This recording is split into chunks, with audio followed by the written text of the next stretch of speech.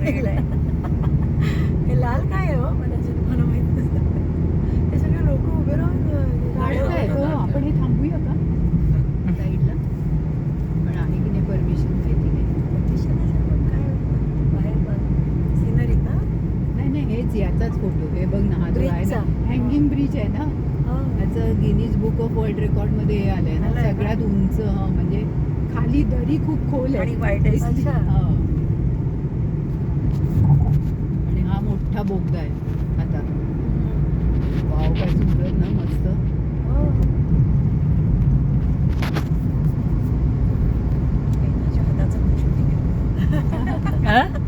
त्याचा हात पण येतो. हो येतोय.